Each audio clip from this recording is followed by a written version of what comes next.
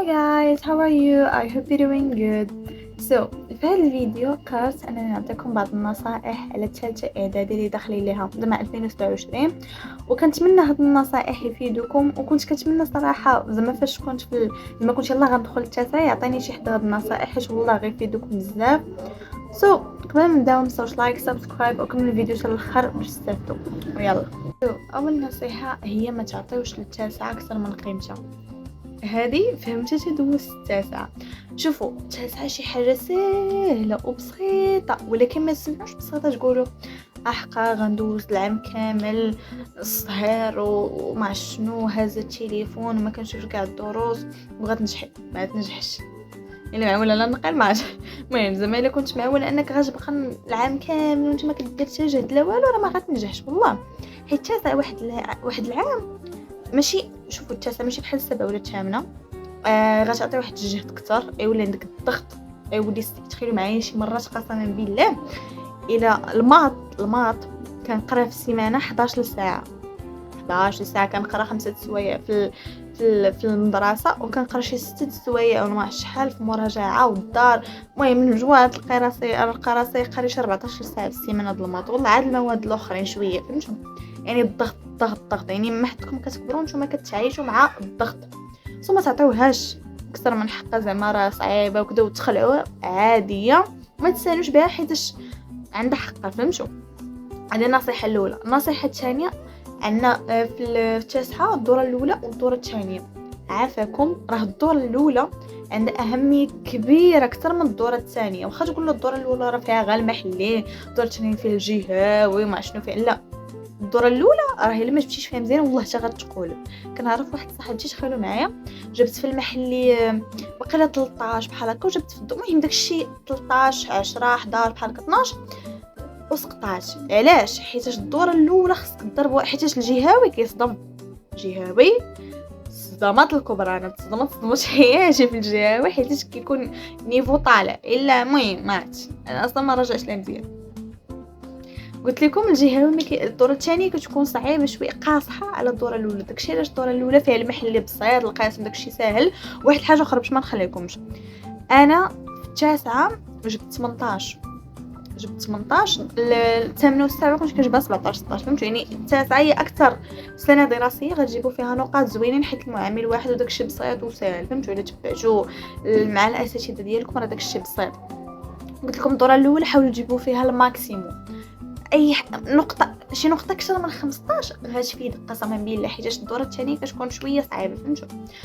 ندوزو للنصيحه الثالثه. النصيحه هي المحلي ماشي بحال الجهوي.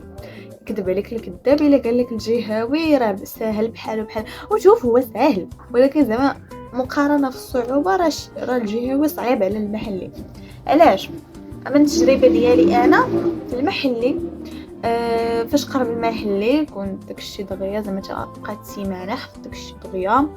الفروض المحليات كنت نصحتكم زعما تبقاو تشوفوا امتحانات سابقه. في المحلي هاد النصيحه ما ضرورياش بزاف. علاش؟ حيتاش يعني كل مدرسه كيحطوا المحلي ديالها، زعما كل مدرسه كيحطوا امتحان ديالها زعما ما كاينلاش. حيت شوفوا انا شحال هادي في المحلي كنت كنخدم بزاف ديال الامتحانات زعما من مدن مختلفه، ولكن فاش جيت نشوف المحلي لقيت داكشي اللي قريتيه في القسم. يعني المحلي ركز في القسم، ركز على التمارين اللي كيحطوها حيت الاساتذه اللي كيعطيوك داك التمارين داك الفرض راه هما اللي كيديروا المحلي.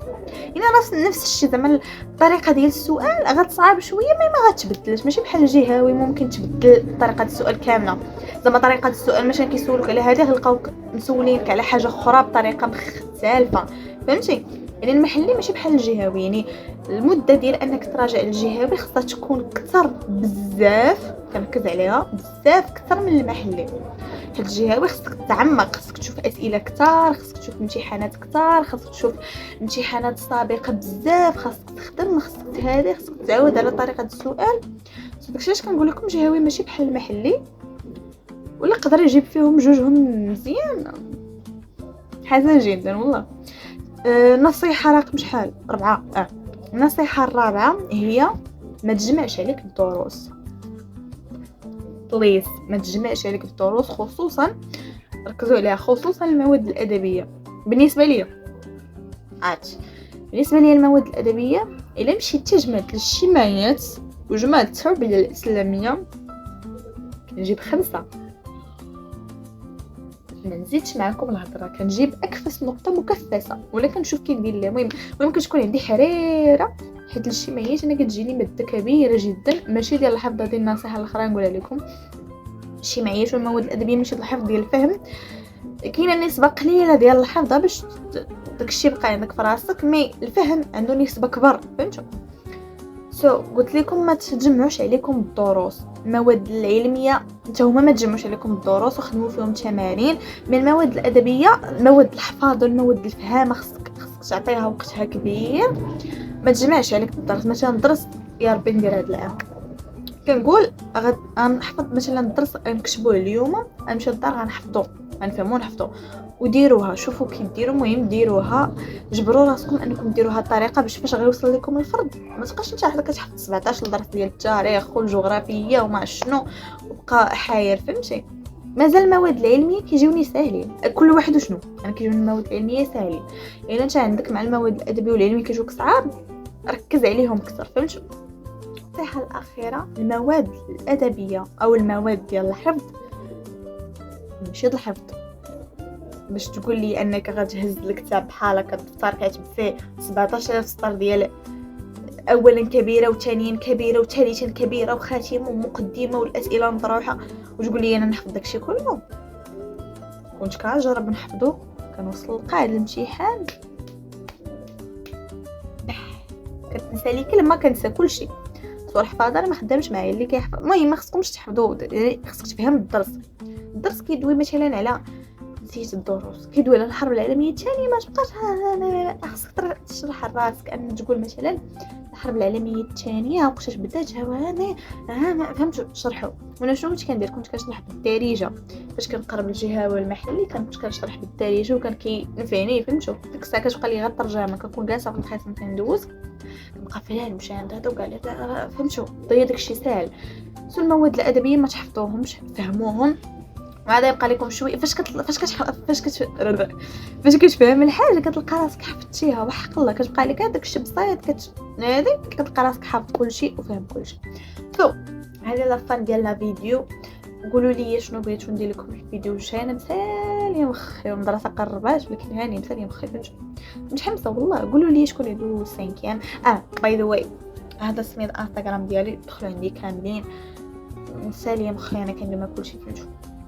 وصافي ديروا لايك وكتبوا كومونتير زوين بحالكم مشات التليفون ديروا كومونتير زوين بحالكم وبسلام. باي باي.